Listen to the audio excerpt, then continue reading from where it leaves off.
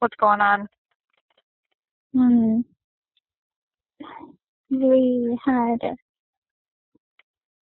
problems, and my sister is probably bleeding out. I don't know if she's still alive. Okay, what happened? Stabbed. She was stabbed. She was stabbed? Who stabbed her? I did. What did you stab her with? Huh? What did you stab her with? A knife. Where's that knife now? It's next to her. What's your name, ma'am? What's my name? Yes.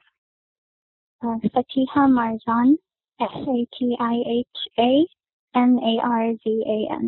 In this chilling 911 call, the voice that resonates through the receiver could easily be mistaken for that of an innocent child, yet the truth is far more sinister. Behind this childlike voice lies a 21-year-old woman named Fatiha Marzan, who just 15 hours earlier had committed the unimaginable act of brutally stabbing her own sister. Upon receiving the 911 call, law enforcement swiftly arrived at the residence. Their arrival revealed the lifeless body of Saima, Fatiha's sister. Medical professionals officially pronounced her deceased at approximately 7:49 p.m. In light of these grim circumstances, Fatiha was promptly taken into custody and transported to the sheriff's office, where she underwent questioning as part of the investigative process. Hello? Hey. Can you just sit over here for me? And, do you want more water? No. No, you're okay? All right. So my name's Chelsea. Okay, this is my partner, Carlos. Can you pronounce your name for me? Fatiha. Fatiha. Okay. Your family was, pronouncing it with a P, so I just want to make sure I'm pronouncing it correct. Probably. Your mom? Okay, so I just want to make sure I pronounce your name right. And I'm sorry I might butcher it a couple times, okay? So just bear with me. So obviously we just want to kind of figure out what's going on and kind of understand from your standpoint what exactly happened. Have you ever talked to police before? No? Okay. All right. Well, I hope I'm not coming off scary. I just want to kind of understand. I want to be able to maybe help you or just kind of figure out exactly what's going on. You are how old? 21. 21. Okay. I'm just going to get a couple geographical things from you and then read you something, okay? So spell your name for me. Fatiha.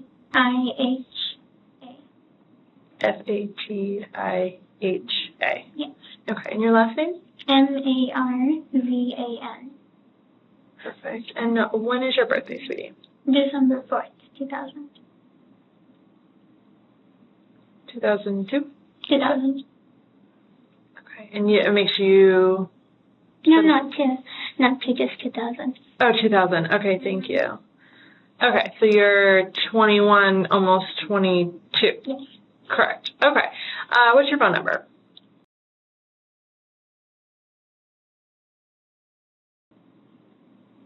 And I'm assuming it's the phone that's out there that you came here with? Okay. What kind of phone is that? 6S. iPhone 6S? Yes. Okay. Okay. And you live at the 603? 508. 508? Okay. Yes. 508.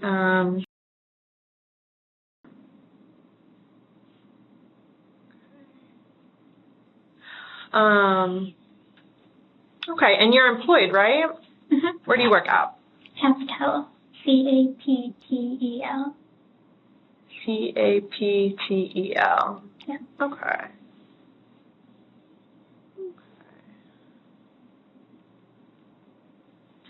So you came here in cuffs, you came here in a police car. So I have to read you your rights before we can kind of have any sort of discussion, okay? Do you watch any TV shows? Like, have you ever heard of, like, your constitutional rights? Do you know what they are? Not off the top of my head. Sure, but you say you've, like, heard them on, like, TV or something like that. Okay, so it's something similar to that, but I'm going to definitely make sure you understand everything that I tell you before we talk about anything, okay? Mm-hmm.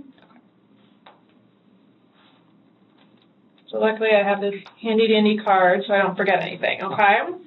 So they're your constitutional Miranda rights, so you have the right to remain silent. Anything you say may be used against you in court. You have the right to talk to a lawyer before and during questioning without charge. If you cannot afford a lawyer and want one can be provided for you before questioning without charge.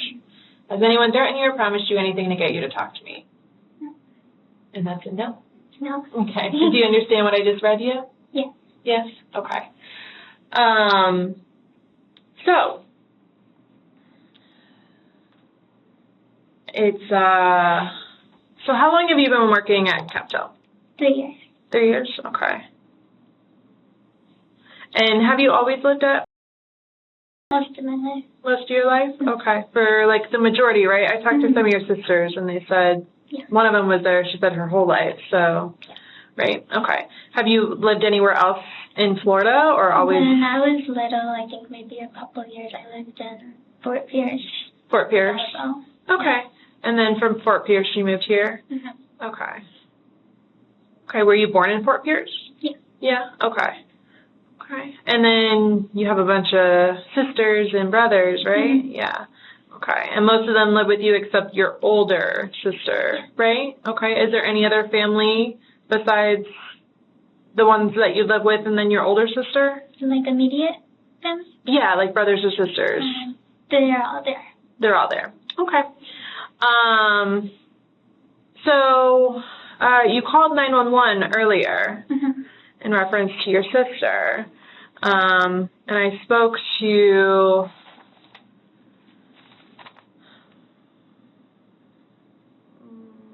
where's her name? Miriam? Okay.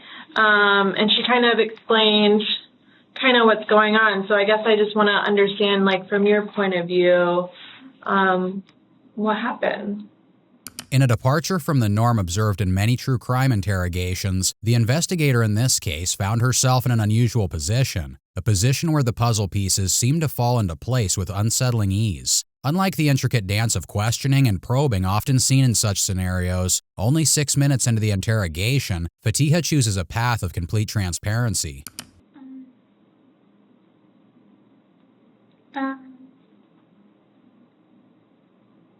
She was, like, intentionally trying to steal my fiancé that I have talked to daily for 5 years.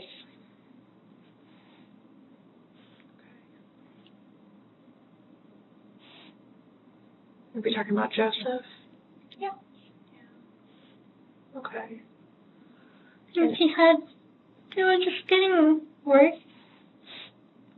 And she didn't care about how it made me feel. And she had broken up with her ex when this started, and the first thing she came to was the most convenient person. And I told her, and we talked about it multiple times. And I told her to find someone else, because this one is already taken. And she kept pressing, and things were just getting worse. And I could see that she still had no intention of stopping, and everything was just ruined. And she doesn't care. And I just couldn't stand seeing them together. I didn't want to. Well, I'm sorry that you felt that way. It made me really angry, and I tried for almost a year now to just try to have it be normal or stay strong about it, but she just wouldn't. She wouldn't stop. And what was she doing exactly with Joseph that made you feel like she was trying to take him from you? Basically, like, trying to be in a relationship practically already in one.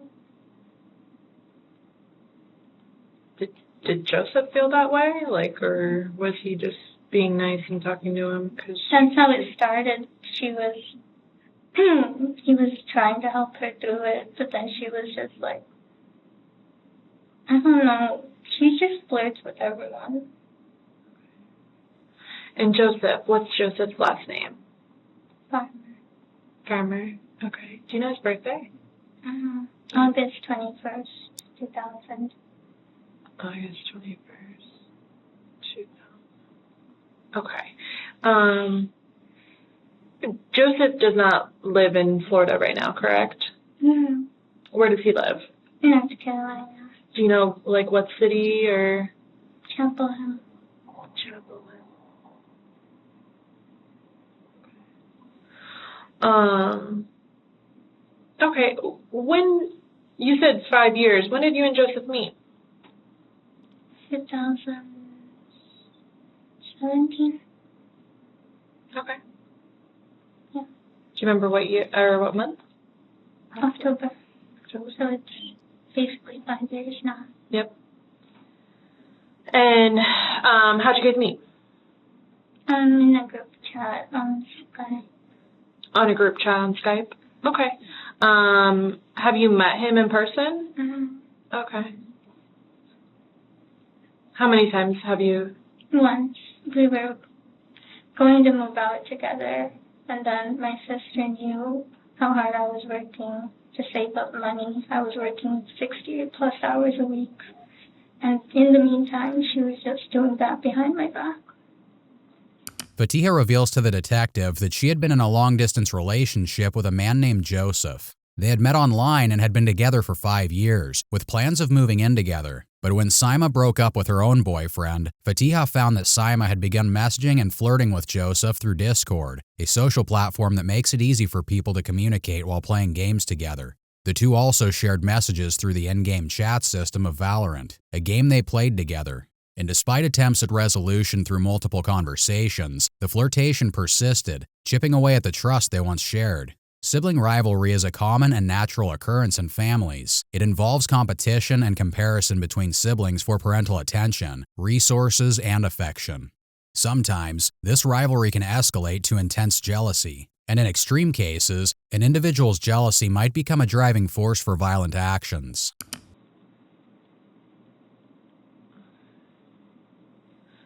Where did that one time that you met Joseph, where was that at? He was only here for a bit, so it was at a hotel. Okay. He was traveling to Miami because he lived there most of his life. But then on the way back, he figured he could stop by. Sure. Okay. Do you remember like when that was exactly? It was 2019.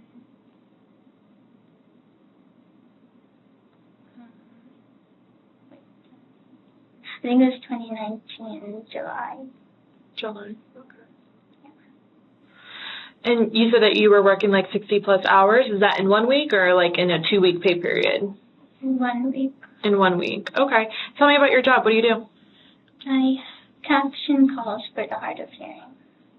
Caption calls for people that can't hear? Uh-huh. Okay. How does that work exactly? I listen in, and I'm just transcribing what the other person is saying to the person who can't hear. So then I type it out or speak it mostly, and then they see the words on their screen. So if they can't catch everything, they can see what's said. Oh, okay. So you caption calls for essentially for deaf, right? Or almost. Yeah. Okay. Most of them are elderly, but some of them not. Yeah. Okay. And you said you've been doing that for 3 years? Mm-hmm. Okay. And so you've been working for the past 3 years to try to save up to get a place with Joseph? Mm-hmm. Okay. And I first started, I paid off my car. That was $16,000. And then When you first started working there? Yeah, Okay. and then my goal was to pay off my car so that I don't have to worry about that while paying rent. Yeah. Yeah, and then the past year, I've mostly just been doing those extra hours. For the past year? Mm-hmm. Except the past few months. What do you mean the past few months? What happened?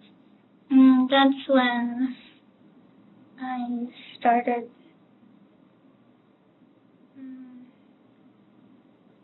I think there was like less extra hours available. There wasn't as much availability. Okay. And I also had less motivation.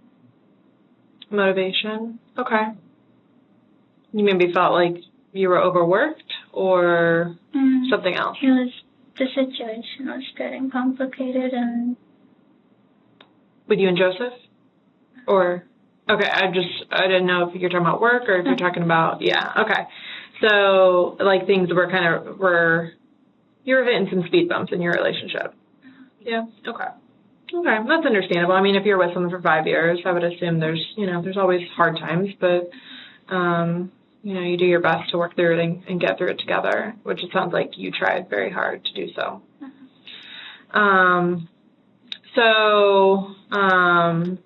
You had said that your sister, over the last year, has been making advanced movements towards Joseph and flirting. You said that she flirts with everyone. How exactly did they communicate that you know of? Just every, texting, calling, playing games together, just doing anything that you would do within a couple. Okay. And I guess, did you see these text messages or hear these phone calls? Like, how do you know they happened? She lives in the same room as me. Sure. And so then, it's obvious when they're playing together because I'll see them on the same game. It has, activity status on Discord. Or even if I'm at work, I can tell after knowing about it.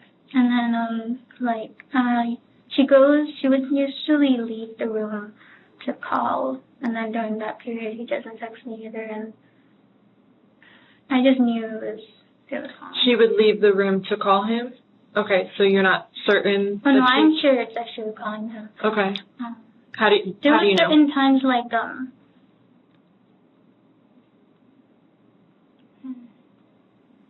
I mean, I definitely understand, the gut feeling, just knowing that, something's not right. I feel like every female has it. When something's just not right or you feel like your man's doing something that, he shouldn't be doing, we all get these feelings, and, most of the time we're not wrong. So I get that. But I'm saying, did you see on her phone his name and then... Yes. Sometimes I come home and I see they're sleeping on call together. Okay. I'll hear, because sometimes it's she goes to sleep but he's playing. And he does that with me, usually, but then sometimes I'll be at work, so I come home late, and she's already sleeping, and then I see on her phone his number.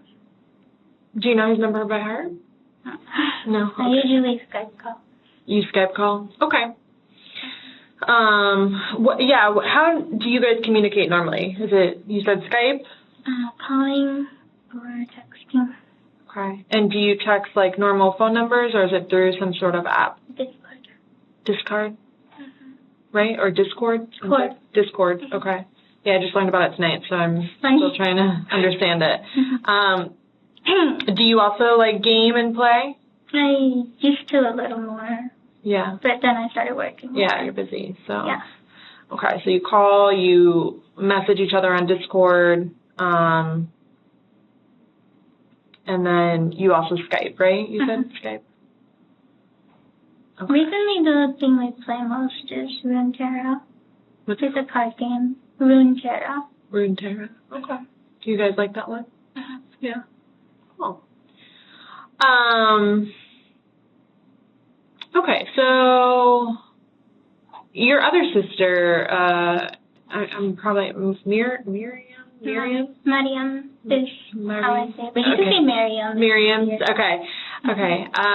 She said that she also kind of communicates with Joseph as well, through Discord, and so that's normal. Is that normal to you? I can see their texts because we're in a server together. Okay. And they talk normally. My other sister, she respects that. Okay. So then she, doesn't overstep. So they're like friends, and that's okay. Because, I mean, obviously she would have never known Joseph had it not been for you, right? Yeah. Your younger same with the sister. other sister. Right, for both sisters, right? The detective learns that Fatiha's other sister also talks to Joseph through Discord. Fatiha, in a seemingly calculated move, emphasizes this point, underscoring that unlike Saima, her other sister demonstrated a respect for her romantic relationship and refrained from crossing any boundaries. This revelation offers a glimpse into the intricate web of relationships within the family. It not only highlights the contrast between the sisters' behaviors, but also hints at the brewing resentment that Fatiha harbored towards Saima. So, okay, so I just wanted to understand, because it seems like Joseph kind of like is a gamer as well, and like so the fact that he's, you know, talking to both your sisters, I just didn't understand, or I didn't know if there was like some sort of animosity with him talking to one versus the other, or how you felt about it. What's animosity?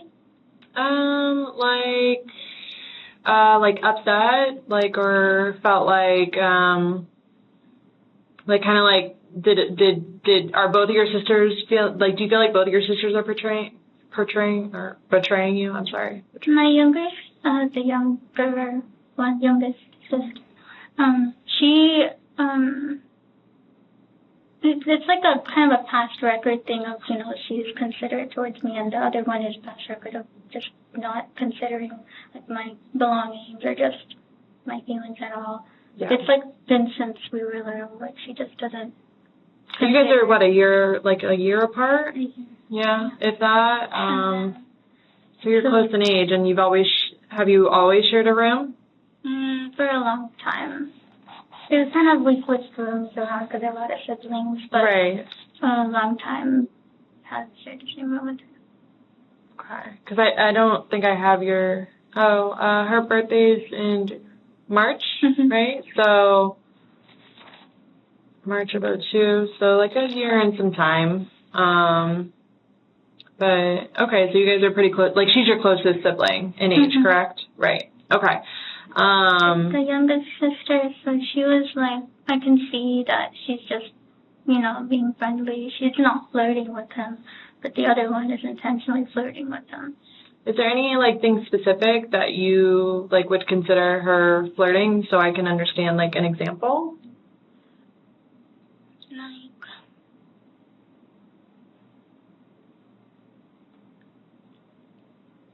Or, like, what you consider flirting to be?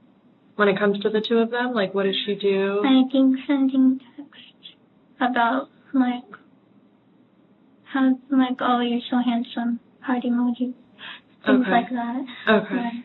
But also, he's really honest still, so he tells me the things too. So he tells you what she says to him? If I ask, yeah. Oh, okay. Okay. And so you had mentioned that you can see your younger sister's messages with him because you share a server, but you can't see your... We don't share any servers together. Saima. Yeah, you can't see her. So you have to share in order to see each other's stuff? Like, do you have to actively share? Because then you're, like, multiple people in a place versus, like, just one-on-one. Okay. So with him, he just does one-on-one, but it's not us three in any chat together. Okay. I'm just trying to understand Discord and, like, how it works and, like, if you can share something or like not, or if it's like so it's more like a three-way, like you have to include everyone and then everyone can see what's going on. It's like a group chat. It's a group chat, yeah? But Okay. the difference is the servers have, like, more features. Like, you can join a little voice call together. Oh, nice. Okay. All right, cool. Yeah, I've never heard of this, so interesting. Okay, so your sister has been essentially trying to steal your boyfriend or your fiance, I'm sorry, and it's just kind of taken a toll on you. It's been a long time coming. You've been working very hard to become more independent with Joseph and to get your own place. And which she had knowledge of. And and I mean, that room's small, so I'm sure there's, you know, whatever you do, she knows, and whatever she does, you know. So it's just been a long time coming. And so tell me what happened earlier this morning.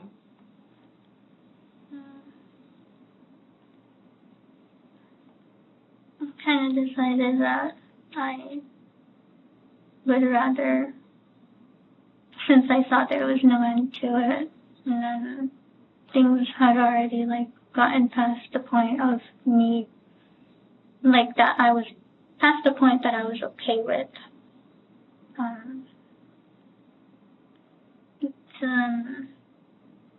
To be honest, I didn't want them together at all. Just the fact knowing that she knew everything and was doing it intentionally. If it was some other situation, some other way it folded out, I probably could have taken it normally, but this was just deliberate and it hurt too much.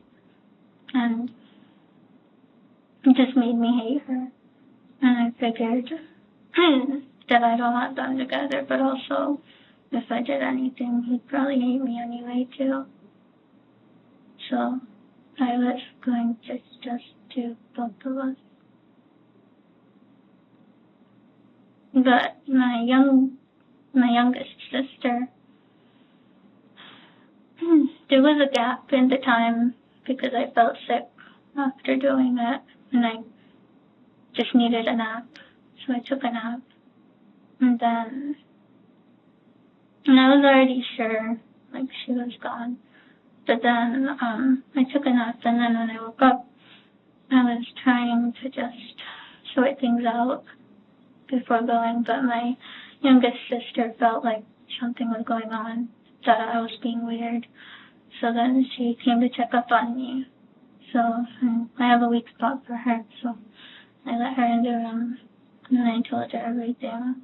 But she talked me out of it. So then I was like, okay. I called my older sister, and she told me I should call the ambulance. So, yeah, my youngest sister didn't want me to do anything.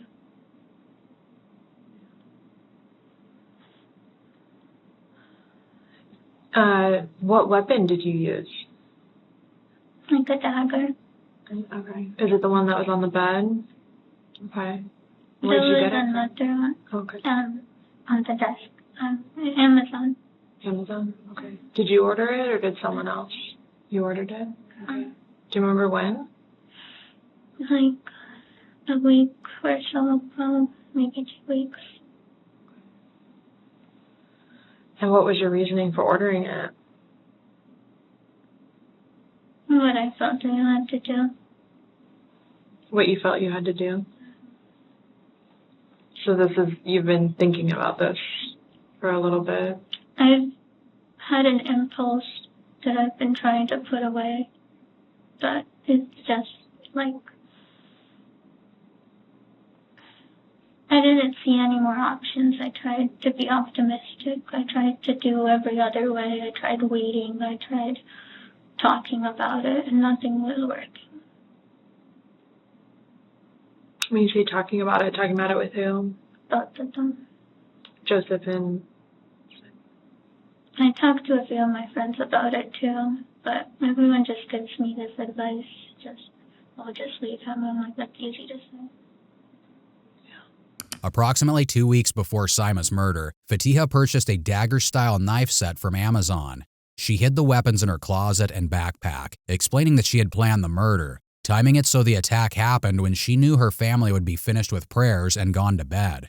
It's important to note that Fatiha's sheltered and religious background could have potentially played a role in the horrors that would later unfold. Coming from an environment where strict values and beliefs are instilled can impact an individual's response to emotional stressors and interpersonal conflicts. In these environments, it's expected to suppress natural emotions like anger, jealousy, or resentment. Over time, those suppressed emotions can build up and create an emotional pressure cooker. When faced with an intense trigger, such as betrayal or disrespect, the individual may lack the healthy emotional outlets and coping mechanisms to manage those feelings effectively. This environment may be attributed to the intensity Fatiha felt towards Joseph, a man that in 5 years of knowing him, she had only seen in person once.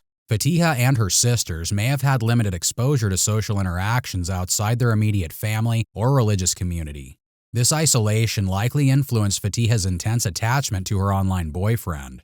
However, in an interview conducted with Joseph, a more nuanced picture emerges, suggesting that his role in the unfolding events wasn't entirely blameless. For a short while, I tried to see if we could make a polyamorous, polygamous relationship. Obviously, both of them are, way too possessive over that, or for that, and it's normally not something any average person would be okay with that. And I knew that, and I did try to make it not so jarring for everyone, but it was never going to work. And there were multiple times when Saima wanted to leave. It's like, well, I know how much my sister likes you, and I feel bad, doing this to her. And me, I kept convincing her to stay because I thought that something could work out, or that it was hard to get the idea out of my mind that there might be something there. And this kind of went back and forth for a bit until it wasn't 2020 that she came out, it was 2021, I believe. I'm trying to think. I feel like there's a gap missing. But a couple months ago, it got to a point where I did want to see. Well, I think me and Simon was gonna try just being friends and stuff, but neither of us could really shake out the idea. And I'm because Simon knew that, or Simon, I guess, expressed how much she cared for me. But I, being, so very self-doubtful, I wasn't completely sure. And so I didn't want to,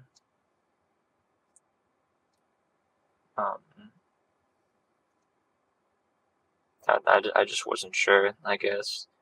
And it got to a point where even if I just completely cut her off, while I'm talking to Fatiha and living with her and stuff, I'm gonna be thinking about like what could have been, and what if there was something more for me there, because Sama made me feel different, I guess. And even though Samir was so, I guess, objectively perfect for me, there was just something about Sama that made me feel something else, and it was something that I couldn't ignore. And so I had a talk with Fatiha about it a couple months ago, that I thought it would be in our best interest if I tried to start something with Saima first, because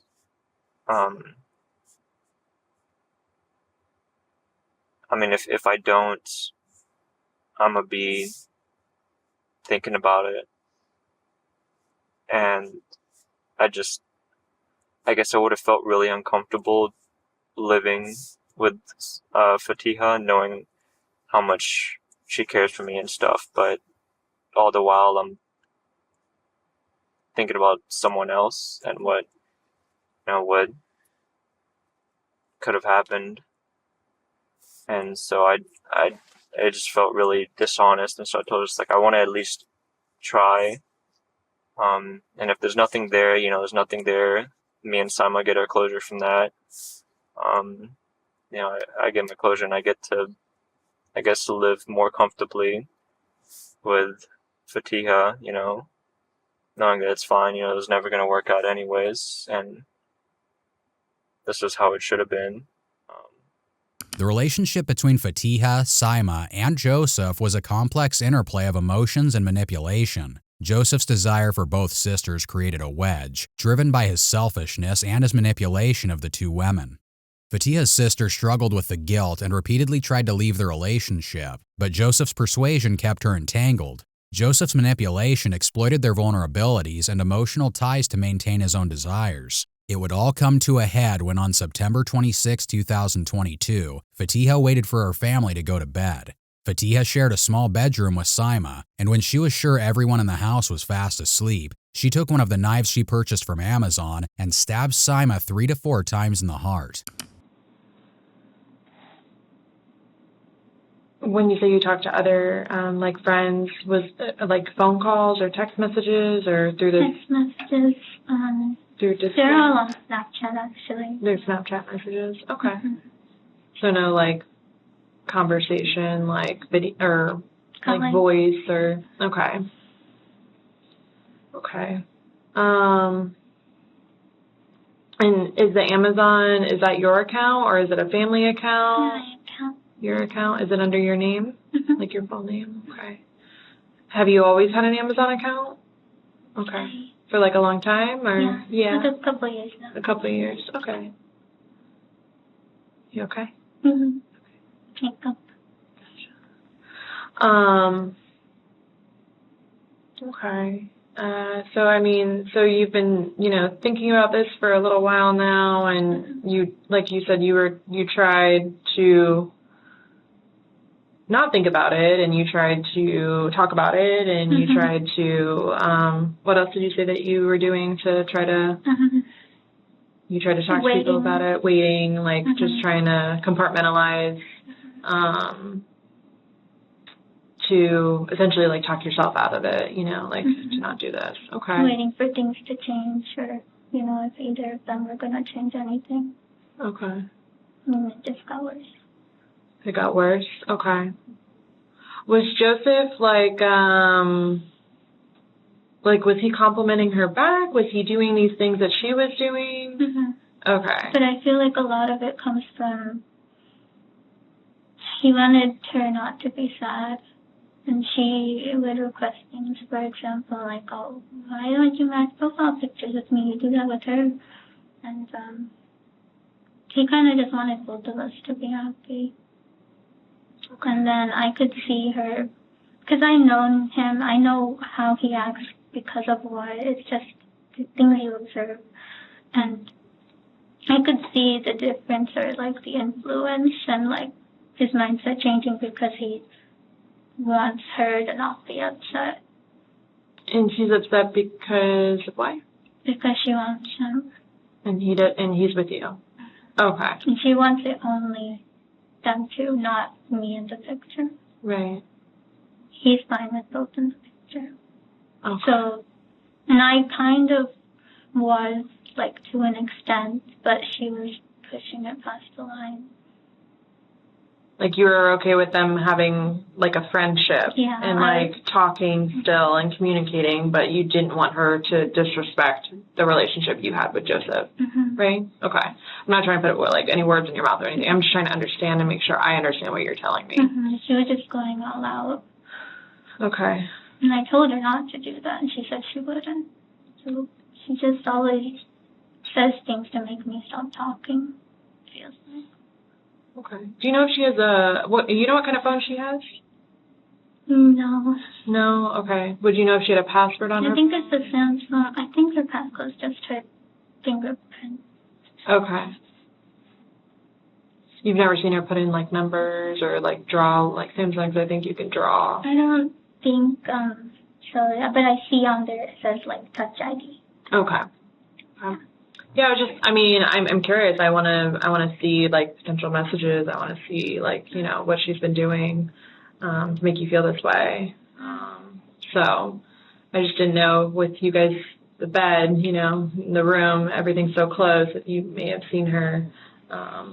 She locks the door a lot sometimes. Without you in it? Like, and then I can't come back in because she wants to talk to him.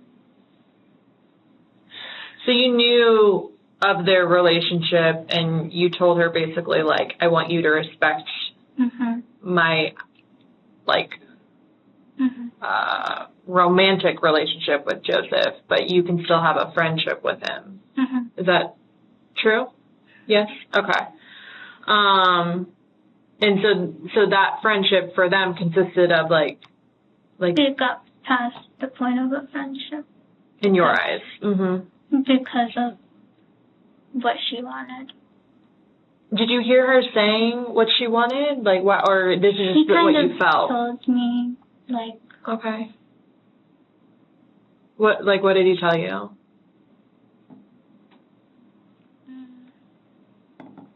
If you recall. One example is he did admit that there was flirting, and that he said that. He knew there was flirting? Yeah, that she says, I love you. She tells him that she loves him? Okay. I think he started doing it too. And when was this? When did he tell you all this stuff?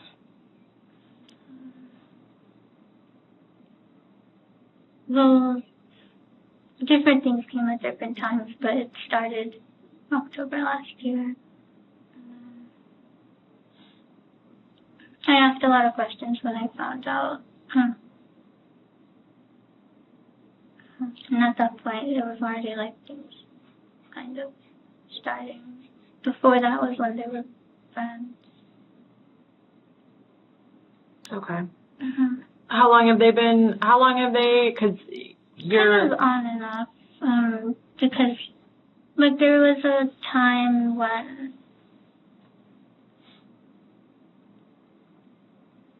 I don't know, I just didn't want her talking to him because I know how she is, so I told her to block him. But then she unblocked him. And they were still friends, but then when I told her not to talk to him, and she did stop talking to him, but then she went back without asking me because of her breakup with her boyfriend. When did she, that's what I was going to ask, when did she break up with her boyfriend?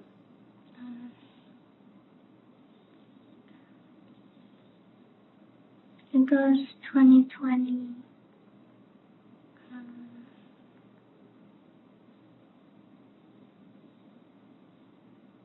Maybe early 2020. I know when she started feeling, she was the one who broke up with him. That's also what bothers me. She did it. She spent months not looking back at him, and then he wanted her the whole time. Only at the last second when he finally moved on, she just felt like, well, you moved on. But she was the one who broke up with him. And then that happened in maybe June, like that. Okay. Of 2020. Okay.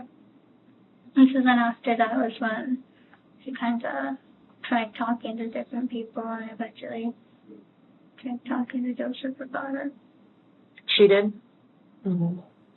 But October of last year is when things, like, got worse. Like, when she tried to take their friendship to another level, even though you are with Joseph.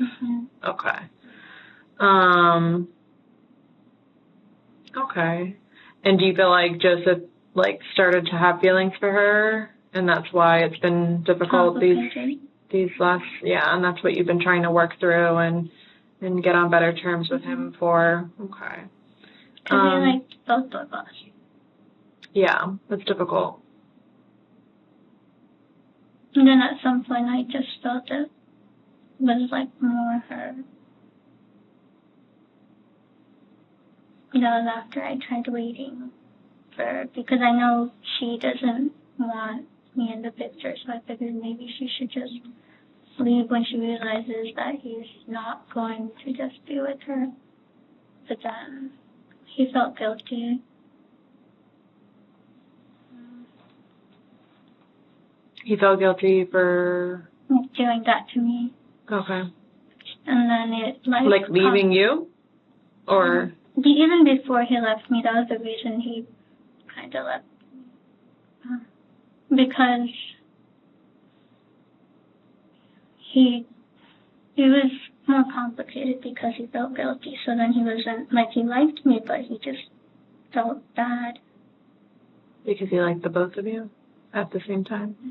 He wanted to leave both of us, but she... And this was like this year? This year was like the complication, or? Yeah, complication, but...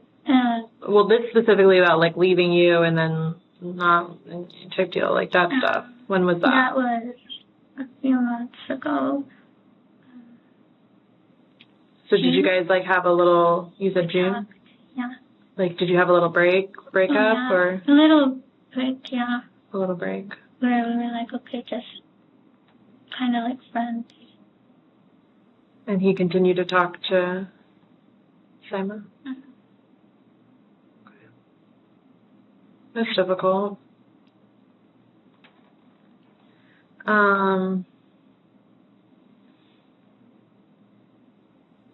then I guess how did you guys reconcile, or like how did? I mean, because you're telling me that he's your fiance, so obviously you guys got back together. Do you remember like when, or like how that came about? Because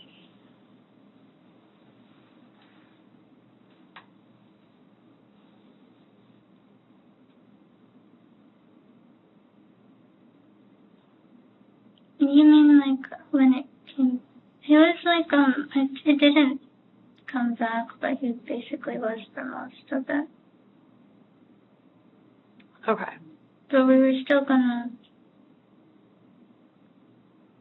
like we weren't gonna stop talking to each other.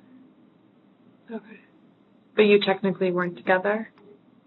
Technically. Was he with your sister? Like, not yet. or he was not, but there was like a break, and then see how it plays out. Okay, so like a break from both of you. And then there was like potential of what she wanted. And that's kind of when you couldn't talk yourself out of the things. Okay, so in June, this kind of happened, like the complicated stuff. And it's been going on ever since. But he still talks to both of you?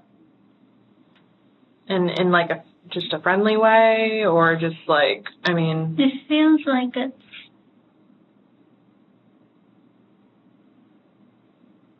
feels like he's nicer to her than me.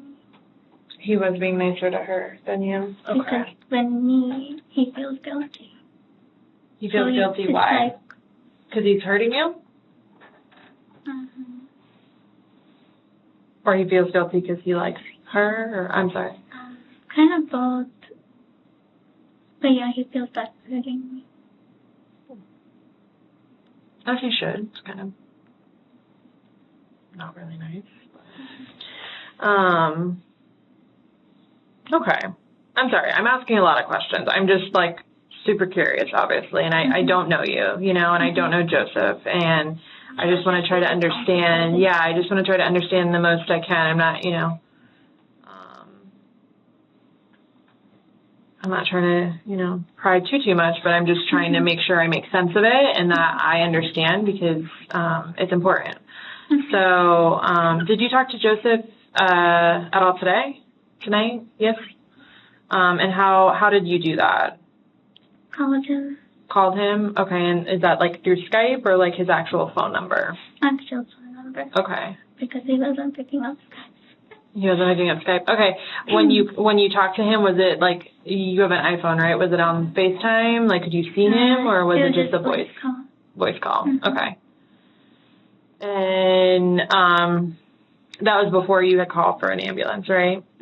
Okay. What exactly, like, what was the extent of that conversation?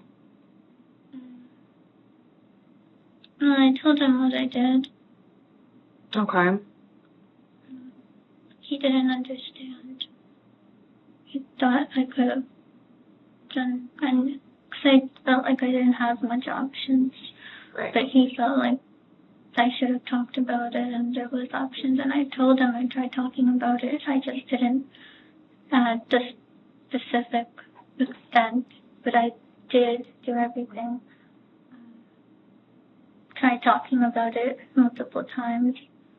Told him how it made me feel and how I just wanted it, like, to be gone. But he didn't really understand, and he was really disappointed, and no, he's not gonna talk to me. Sorry. Which I kind of already planned for that he would feel, but I didn't expect my sister to talk to me about it. So do you remember, like, what time the incident took place? Like, As Fatiha recounts the details of that night and how she meticulously planned and carried out the murder of her sister, her lack of remorse is shocking. When I did it, 4:30 a.m. And why does that time, like... Why did I choose that time? Or how did you know it was that time? I checked the clock. You checked your phone? Okay. And so you guys sleep in that bed together, I'm assuming? Okay. Did you guys both, like, go to bed the night prior? Mm-hmm. At the same time, or...? She sleeps earlier than me usually. What time did she go to bed? Oh, that night, Last night? Last night. Mm-hmm. Maybe around 3. A.M.? Yeah. Okay. So she went to bed around 3. Mm-hmm. And you were still up? Mm-hmm. Okay. What time do you normally go to bed? Like 5 or 6. In the morning? Mm-hmm. Okay.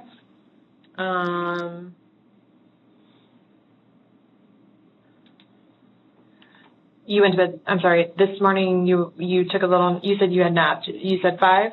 That time I napped at... Or you went to bed at 5 today, or you went to bed at 6? Sorry. Or I think last night I went to bed around 5 or maybe 5:30. So you normally go 11. between 5 and 6. You normally fall asleep, and your sister normally falls asleep around 3. Mm-hmm. But last night she fell asleep around 3, right? Mm-hmm. And then you fell asleep. Normally she might fall asleep around 2. Okay. But last night she went to bed at 3. Okay. And then you normally you go to bed or between 5 and 6, but last night you went to bed at what time did you say? Probably 5. 5. Okay. I don't remember exactly how long after, but it wasn't too long after because I just felt nauseous. So was your sister asleep? Mm-hmm. Okay. She never woke up? Well, she did. Okay. When it was happening? Okay. Do you remember how many times you used the knife?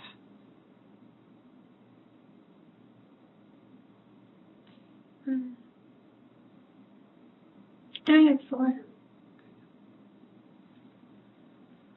Do you remember where? On her body? Heart. Her heart? Assuming that's where you wanted. Okay. Do you have any injuries? Did you get hurt? And you said she woke up? Okay. Did she say anything? What the fuck?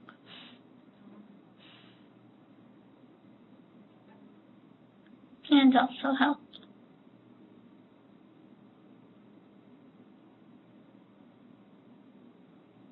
Did you say anything to her?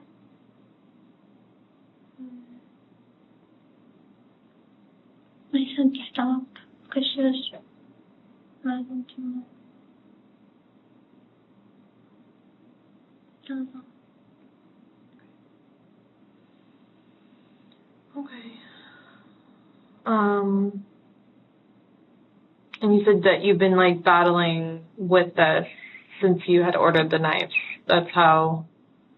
So you kind of have thought about this before, and I mean, you stabbed her in her heart. I feel like that meant something to you, right? Yeah. Okay. Do you visit the doctors? Have you ever visited the doctors? Like, just any? Like a pediatrician or like a specialist or anything like that? Not really. I used to go when I was little. I think one of the last ones I went to was I was trying to see what I could do at the dentist. Okay. And I went for my eyeglasses. Okay, you have a hard time seeing? Yeah, I Yeah. forgot to bring them. Oh gosh, okay. Sometimes I'm close to the paper. Yeah, I gotcha. Okay, so you have a hard time seeing, and then you felt like you had gone maybe like to a dentist to try to look at your teeth. Yeah. Okay. And one of your sisters told me you graduated from Colonial High School. Yeah. Okay. Did you like going to that school? Meh. Okay. Did you get good grades? Like, were you a good student? Yeah. I didn't have too many friends, like the last 3 years. The 12th year, my 12th grade, I had dual enrollment full time, so I was just not really ever there. I was at college. Mm-hmm. So you're smart. Yeah. Yeah. They wanted me to go to college. They're like, you want to do dual enrollment? I was like, man, I'll think about it. And then the next year I did it. Yeah. Yeah. So you met friends like more through college, or I actually didn't really have many friends at college. I had a couple of friends in my classes at high school. In 9th grade, was more real life involved, but the last years of college, I was mostly just online friends. Okay. Okay. So like your Snapchat friends, you've met them like through? There were Snapchat friends were mostly through like online virtual world game. Online gaming. Okay. And then other ones I met on PlayStation gaming. Okay. But you've always liked games, like for, like, I guess before you were like serious about your job, you liked video games and the gaming systems and stuff like that. Okay. Okay. And like in high school, did you ever get in trouble for anything? Once, because I tried going home early on my birthday because I wanted to go somewhere, but there's like a little security lady on the golf cart. She noticed it, and then she's like, hey, you can't do that. Right. Yeah. Yeah, those golf cart people, they get there. They get around quick on those things. Okay, so like you tried to play hooky on your birthday, but you got caught, so you didn't really play hooky. But okay, so but did you have to like do? No, she just was like, go back to class. Don't do it again. Okay. But like you've never been in trouble like for fighting or any of that stuff, like. I was the quiet kid. Quiet, yeah. But then no one has any reason to dislike me because I'm just nice. Yeah. There's that. Yeah, that's how your sister described you as nice. So, so okay. I guess like, how do you feel right now? Kind of sad.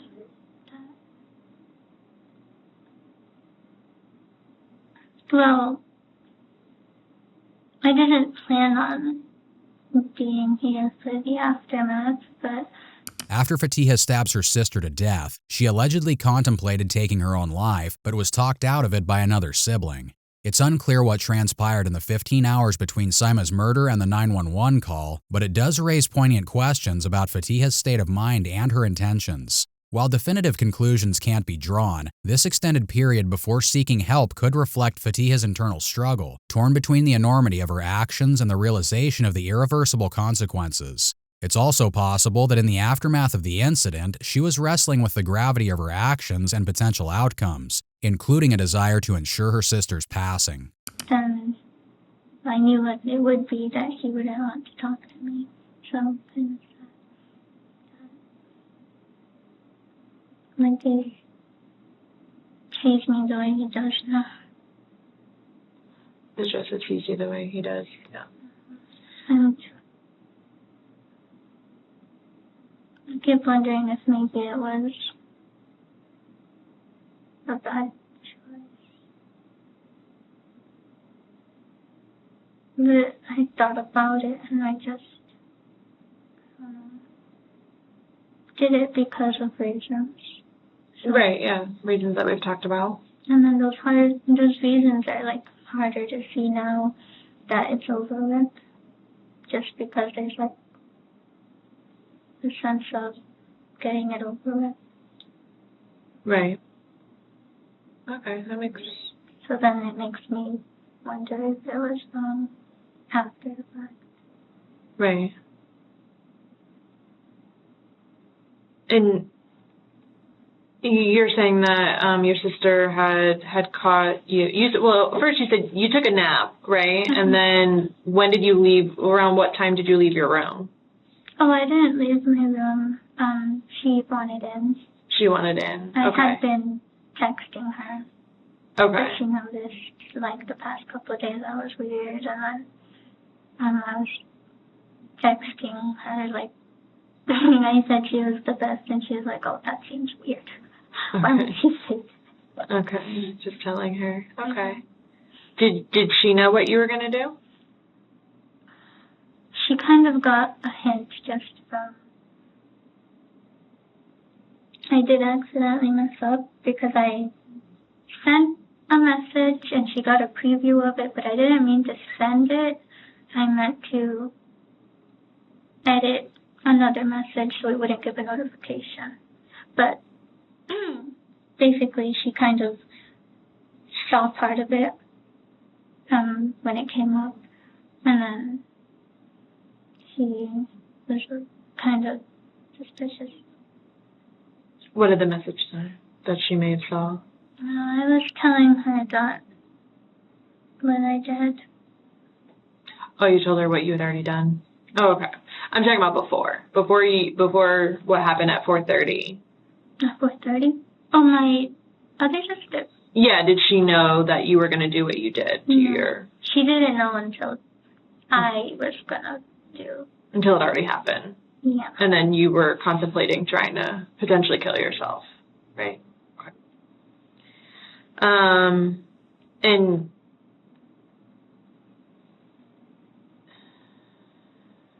I guess, what was your reasoning for wanting to kill yourself? That it felt like everything was already ruined and that it was only going to get worse. Things with you and Joseph were already ruined? Okay. And yeah, and then there's just everyone would see me like a certain way because they don't understand the situation. Right.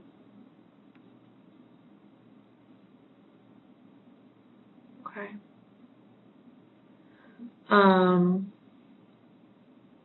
Have you ever tried to harm yourself? I didn't expect. You did what? I didn't ever imagine doing anything like that to me or someone else. Sure. But I don't know. I don't really have much passion for anything, but he was one of the only things I did have passion for, so my feelings about everything were just heightened. Mm-hmm. Yeah, it seems like you were head over heels. Have you heard that saying before?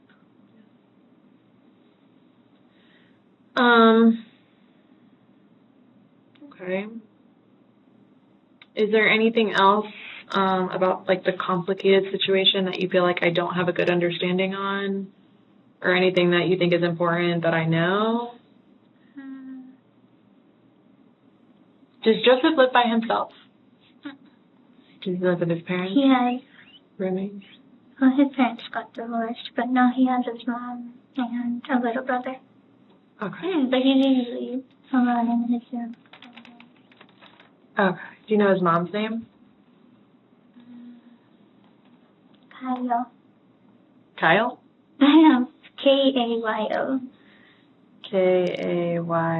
That's his mother's name? Mm-hmm. Is her last name Farmer? No, Sakuragi. Oh, gosh. You know how to spell that? Mm-hmm. Sakuragi.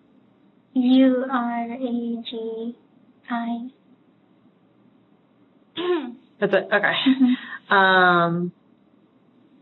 And what's his brother's name? Will Farmer.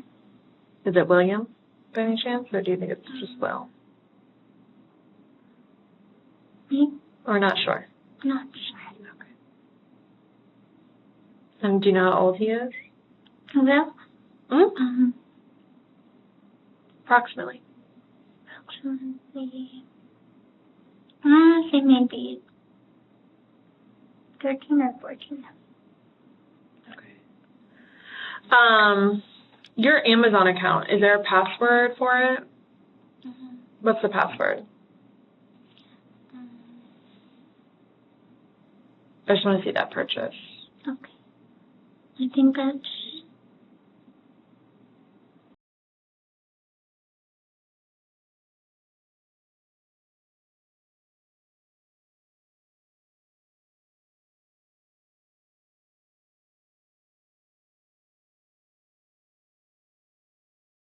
Anything else?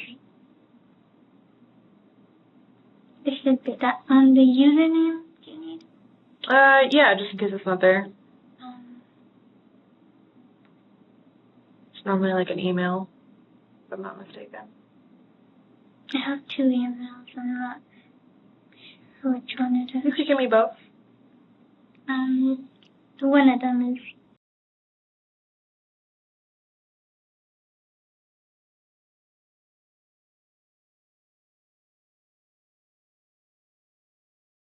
and the other one is... Is that your sister's name just sound right? No, my one is MY, and then her one is YM. Okay, so SAMYA MA. It's not my legal name, but it's the name everyone calls. Okay. That could be one, and then what's the other?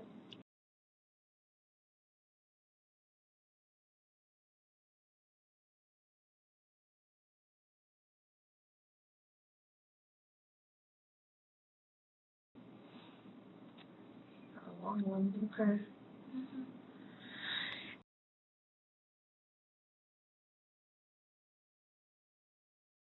Mm-hmm. Okay. And then, do you know your username for Discord?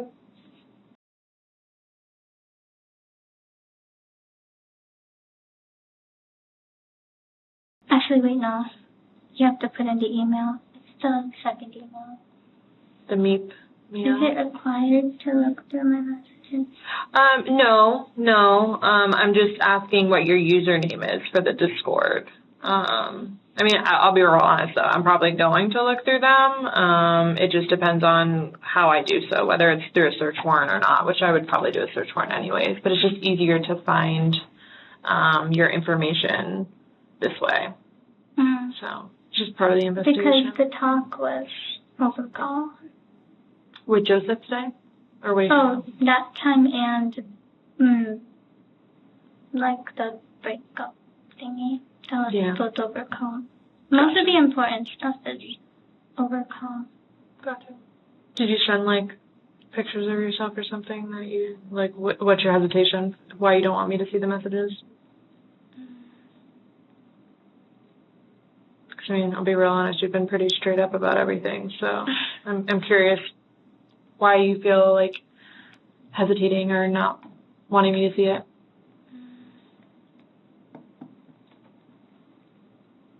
One, I'm not sure if there's pictures. Okay. but to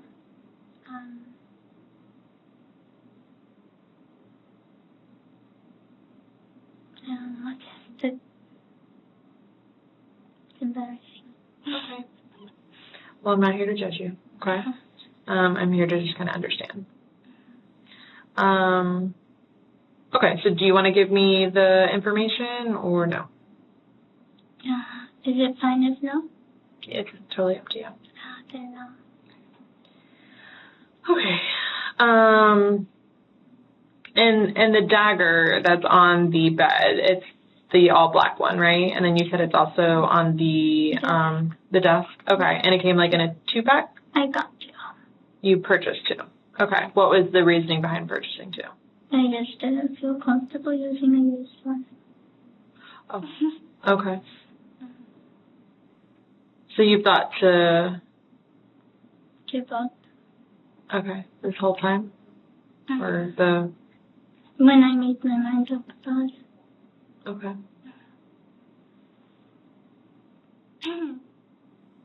But your sister, you said, was messaging you. Was she messaging you on like just regular text messages or? Yes. Okay. And that's another reason. So I obviously have to see like that conversation and what all took place. Like that she didn't know about it. Right. Yeah. I didn't talk to anyone about it because I knew they would try to stop me. And I knew that, like, I knew her especially, that I felt really bad because she likes me the most out of the siblings and we hang out a lot. And, I just wanted to give her like a note, but, and I told her to look at it later. But that's why I was gonna like put it somewhere where it's not like in front of everything, and then tell her to scroll up and look at it. But like I said, I accidentally sent it as a message, so it came up as a notification in like the beginning of it. Kind of gave it away what it was. But that plus the fact that she kind of just thought I was being different. She didn't say that. She just kind of assumed like that I was acting a little off. Okay. But then that last thing gave it away. But I didn't tell her directly. I just told her when she wanted to come in the room because I'm just thinking like, she's already here telling me she wants to come in, already suspecting. Then if I turned her away now, she probably would have just felt like I was too late or something, and I would have felt worse than her just being in another room and looking at it later. But I wanted to at least tell her in some way, just not at a time where she could try to convince me otherwise. But she was able to. Okay. So I just want to make sure I understand that correctly. So basically you wanted to essentially give her like a goodbye letter and you didn't mean to send it, but part of it got sent and she kind of like picked up on what was happening. So then she was like persisting to get in and see you and talk to you and okay. Even though they knew about it before. But she didn't know like your plan or what you were going to do prior. Okay.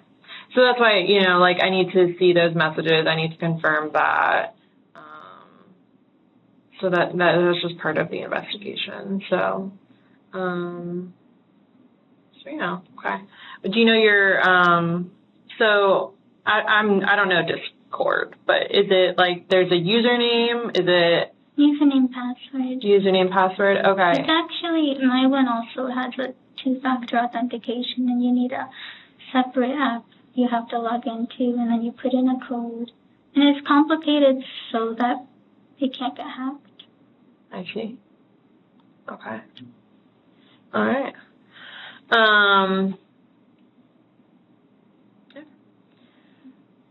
Understandable. Do you know your sister's user or your sister's like name? Mm-hmm. What is that?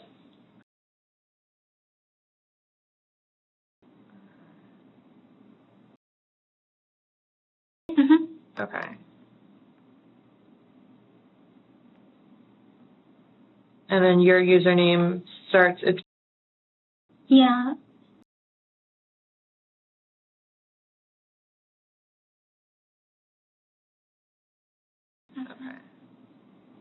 okay. If you want, you could ask for her to show you. Yeah. Yeah. Yeah, if I can't figure it out. Okay.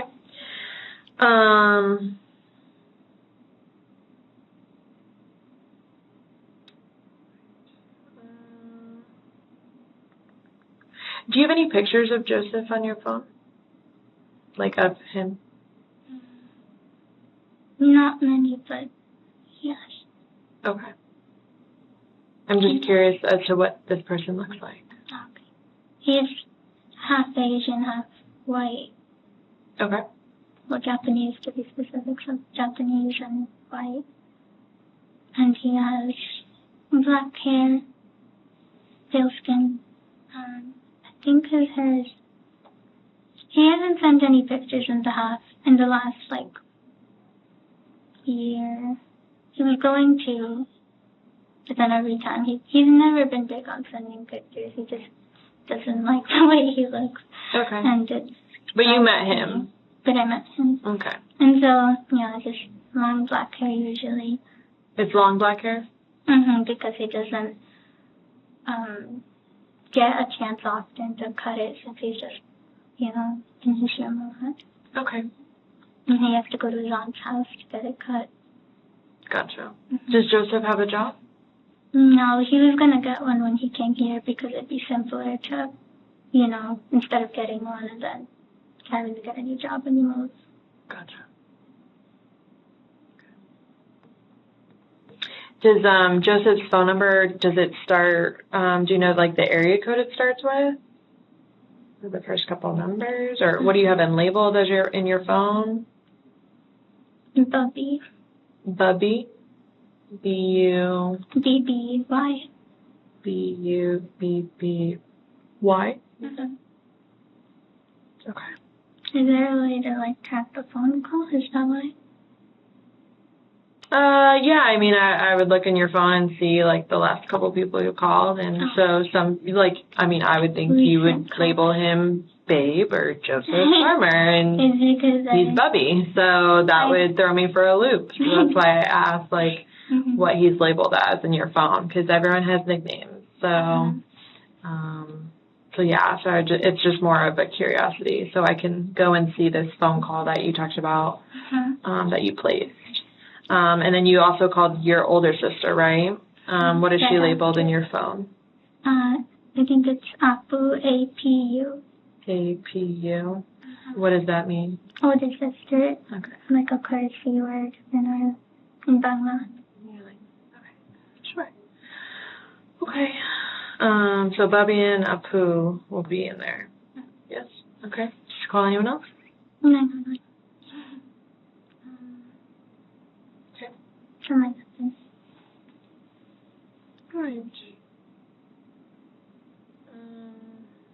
Carlos? Yeah. My name is Carlos.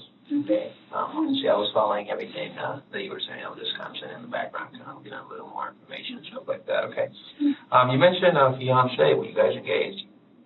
Yes. Okay. When is your engagement date?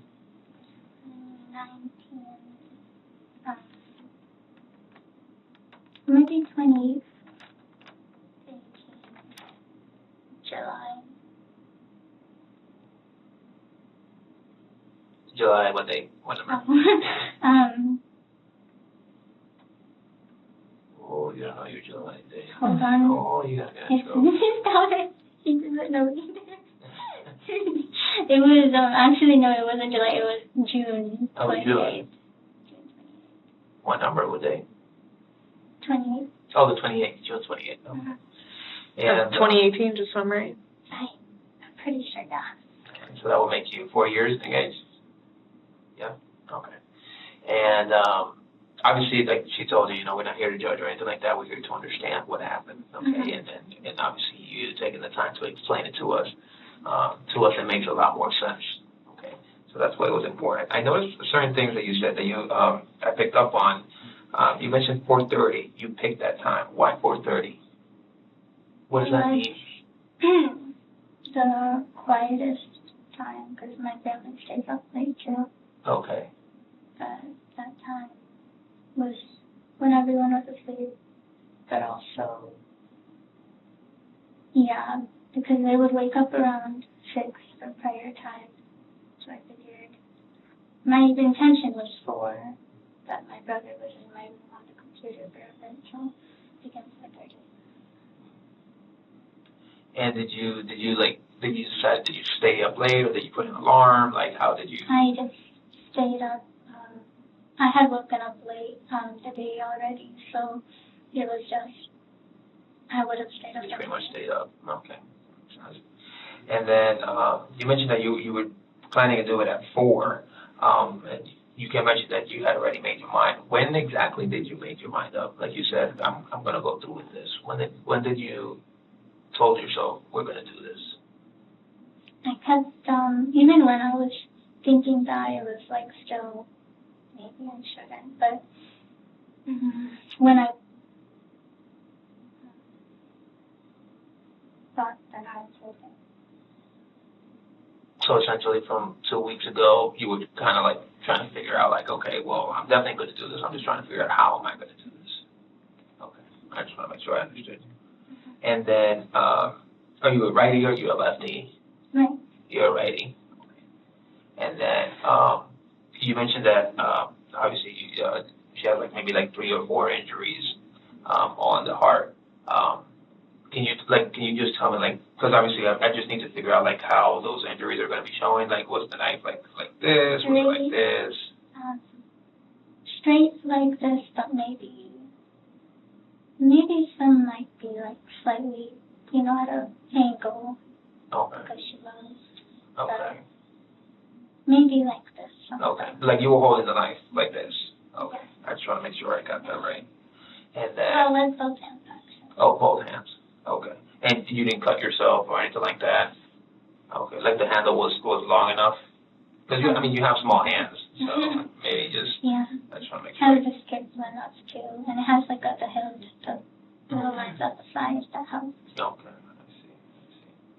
And then your Amazon account. You mentioned that you're the only one that uses it, right? Like nobody else has access to that or anything like that. And then it's just something that we need to ask. Obviously, you planned this on your own. Like nobody helped you or anything like that. Your parents had no knowledge about this, or any other siblings or anything like that. And you mentioned that you didn't want to tell anybody because you knew they were going to talk you out of it. Correct? I just want to make sure I got that right. And then, why Bubby? What does Bubby mean? What's the story behind that? It started like, I would say, like, okay, buddy, but then one time I was like feeling a little dyslexic, wrote Bubby. Oh. But then, so then I would just use the word Bubby just because it sounded funny, but then he would call me that back. So then it was just him again. So we both are just Bubby. Just pretty much Bubby. Okay. And then obviously, when you were in the bed, where did you keep the knife? Before I did it, on the stand, like the bedside where the TV is, it was like on a desk. Oh, like on the desk. Okay. And she didn't see it or anything like that? Well, I put it there after she was asleep. It was just for convenience without being in the way for me to touch it or anything. Okay. Okay. Where did you keep it safe prior to that? I have it in my backpack. In your backpack? Okay. What's your backpack look like? Pink. It's in the closet. Does it have any words on it or anything? No, it's just has a gold chain. Okay. It's the only thing backpack there. Oh, okay. Okay. That's your color. It's under there's like a desk in there. It's at the bottom of the floor. You mentioned that she woke up. Was it like at the very first stab that she woke up? Okay. So she wakes up, she's like, what the fuck? And then you tell her to stop because she kept moving. And at that point, you two went deep into it, I'm assuming. What happened as soon as you were done? What were you thinking? That she probably woke the whole house up. But she did independently.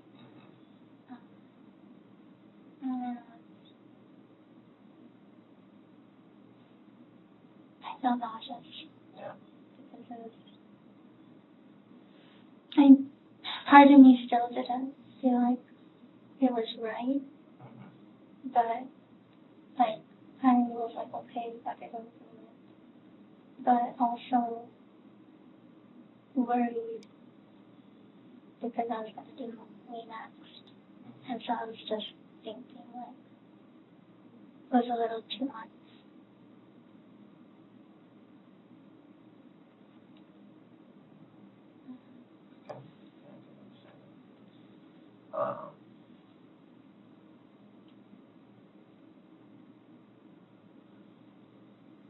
Obviously, it's one of those things. You were hurt, right? I mean, like I said, nobody's here to judge you or anything like that. It's one of those things that we do crazy things when we're in love, right? It's even the same and stuff. Okay, anything else? I just wanted to know, you said that you had woken up late on, so your bedtimes are a lot later, so I'm curious, did you wake up yesterday, like afternoon, or? It was about 5 p.m.? Okay, so you woke up, okay, hold on. The incident occurred about like almost 24 hours ago, so it's like almost 2:30 now. So on the 25th, on Sunday, you woke up at 5 p.m. and then you stayed up until after the incident occurred which would be the 26th, correct? So it's like 11 hours later. Right. Okay. I just want to make sure I got my dates right. So on 9/25, on Sunday, you woke up at 5 p.m. around, you said? Today turned Tuesday. It's now Tuesday. And yesterday was Monday. Right. But the incident occurred at 4:30 yesterday. So almost 24 hours ago. So you would have obviously been awake. So, or you hadn't gone to bed yet, from midnight to 4:30. Okay. So you woke up on Sunday, around 5 p.m. and then you didn't go to bed until after the incident. Okay. And you said you're normally right-handed, but you use both of your hands? The main one on there, but the left one on top for support. Okay, so your right hand on and then the left on top of that for support. Kind of next to it, I guess. Like this. Okay. Okay.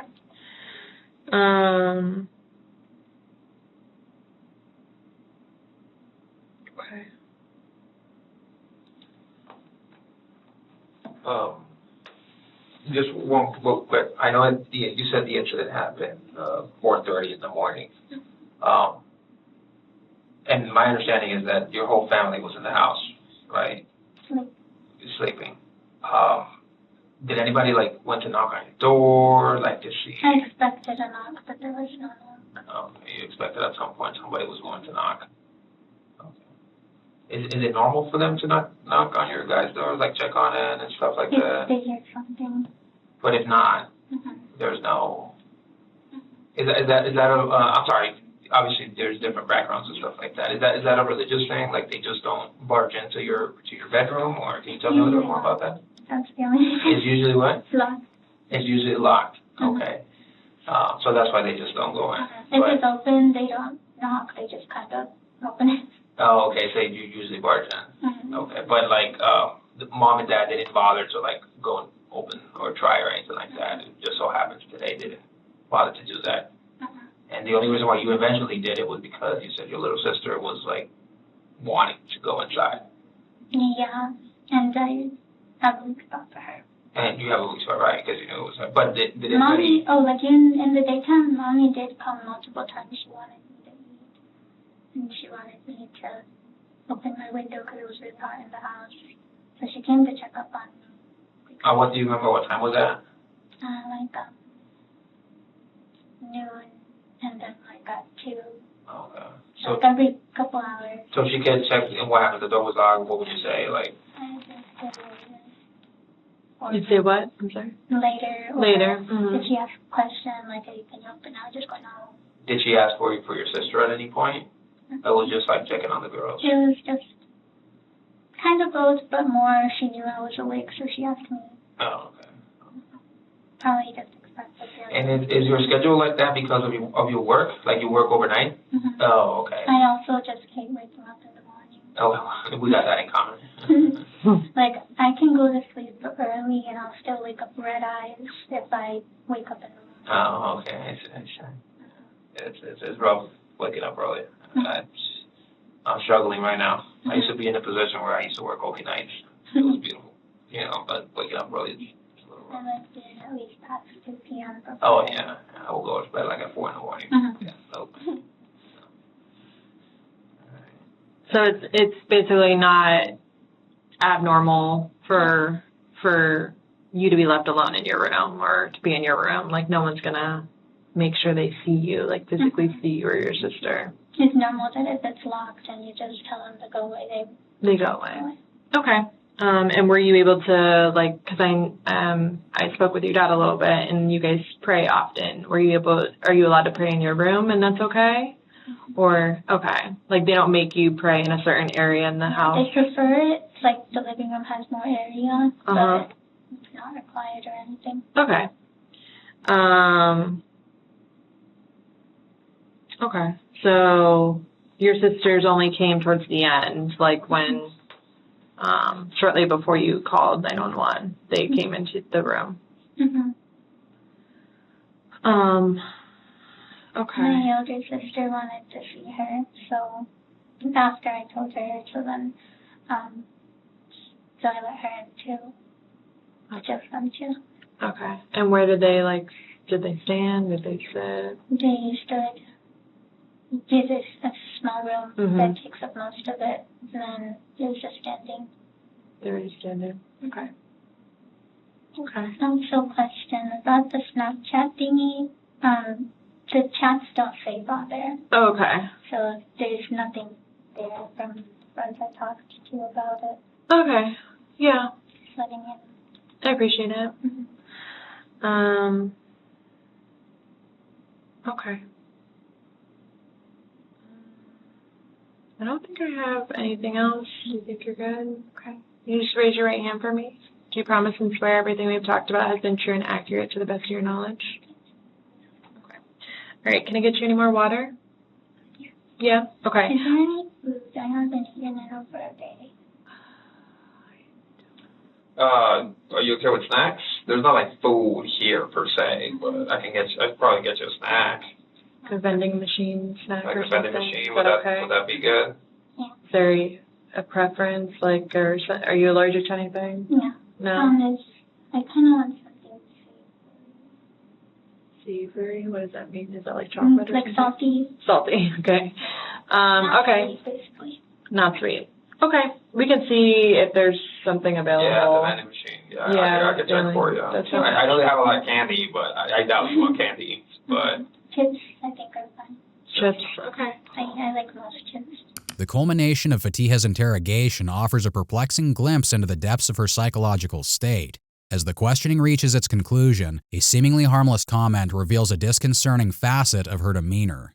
In requesting food, a basic human need, Fatiha unveils a jarring contrast between the gravity of her actions and her apparent detachment from their consequences. The casualness with which she mentions her desire for food and accepting the offers of vending machine snacks from investigators casts a stark light on her emotional disconnect. It's a reminder of the alarming lack of remorse or emotional resonance she displays in the face of the life-altering events she had just recounted. It begs the question, how can someone be so detached from the magnitude of their own actions?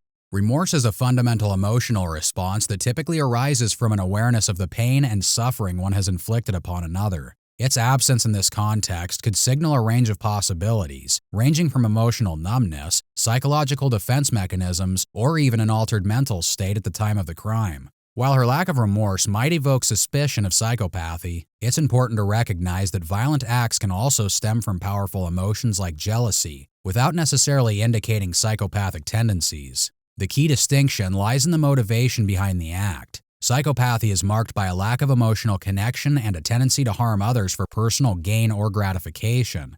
In contrast, individuals driven by powerful emotions like jealousy might commit violent acts as a response to perceived threats or betrayals to their emotional well-being. Okay. Also, another thing that I forgot to ask before.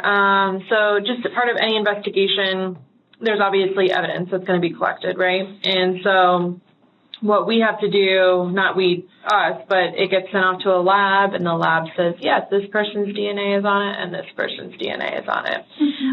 So that's obviously going to happen in this case, but in order for that to happen, they request a sample of your DNA, which means like a cotton swab in your mouth, just to say like that the DNA that's on this is your DNA and that her DNA is her DNA. Does that make sense? Are you okay with us collecting your DNA with a cotton swab? That's okay? Okay. It doesn't hurt or anything like that. Do you like my fingerprints or something? We don't have, so DNA, there is DNA, like technically, and the fingerprints, like if I were to touch you, my DNA would be on you, but as far as being able to definitively say, it has to be like through like your saliva. So that's why we put a cotton swab in your mouth. That's why I was asking like if you needed more water or whatever, but yeah, so we don't draw blood or anything, but that's, to get someone's DNA, it's normally through blood or saliva. Match the DNA, because they're just, definitively saying, like, because obviously your DNA is not in any system. You've, never been in trouble before or anything like that. So your DNA is not in any system. So I would have to get, a judge to say, hey, I need her DNA, or you can consent and give us your DNA now. It's totally up to you. But yeah, like that's the only way that we do it is by, your saliva, because we are not doctors and we cannot draw people's bloods. So yeah, it's up to you, but it's just a step that we have to do in the investigation. Is that okay? Yeah? Okay. All right. I'll get you more water, and then we'll work on getting you some chips, and then I'll come back with that stuff to do the cotton swab for your mouth, okay? I'm curious about, will you try reaching out to him? I will actually, yeah, but not tonight. But I will have to talk to him at some point. Is there, since we're eventually going to talk to him, is there anything you want me to tell him? Or do you want to, Do you want to write him send a him a letter? letter or something? Like, whatever makes you feel more comfortable. I feel like letters are, a little more personal, but... Yeah, I think that's just wondering because bother him. Or maybe he'll see I'm calling or something and be like, I told you not to talk to me. Yeah. But, I mean, we need to make contact with him. And, like I said, if there's anything you want me to relay to him, I'll be more than happy to do that for you. I don't think There's nothing you want to tell him? All right, well, if you think of something, just let me know, okay? We're going to get that stuff for you, get you some more water. Also, when will I get to use my phone again? I have to take your phone. So it's part of the investigation. I have to take your phone. I'll be writing a search warrant for the judge. So the judge will tell me, hey, yes, you have probable cause to go into her phone. And then we're going to go into it and download it and go from there. But if you need, numbers or something from it, I can get you those numbers. Okay? But will I get it back? Maybe one day. When is? Well, I don't know. It just kind of depends on where the investigation goes and kind of what happens. Yeah. So you might.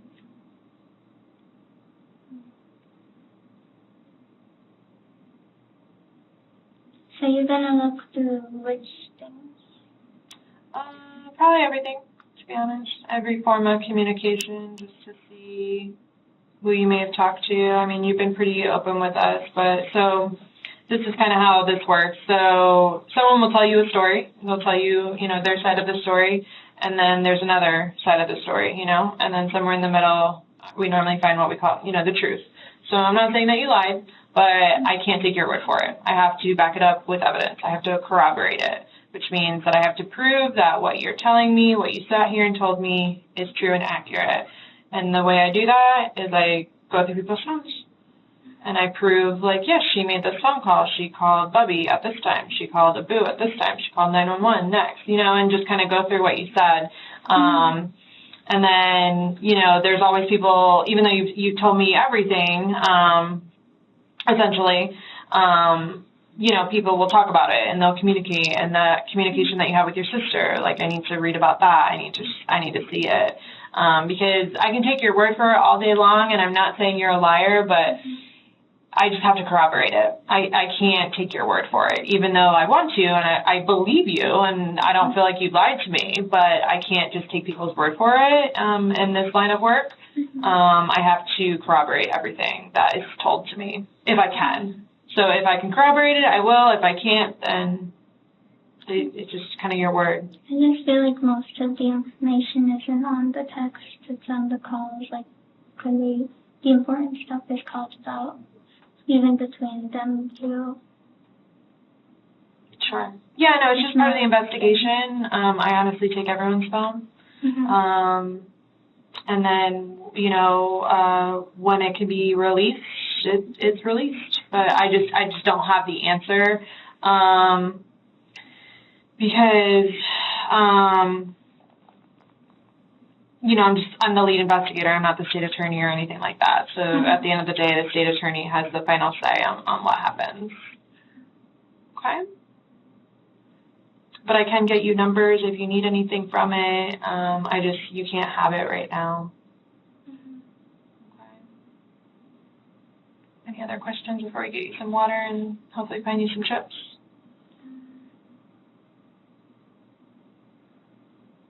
Will you just ask him, his side of it? Joseph? Yeah. Okay. Because I know he doesn't understand it the same way I did. From the last call, he wasn't agreeing that, he thinks I forgot some of the important calls when we talked about stuff, but to me it's obvious that he forgets important talks. He has a bad memory.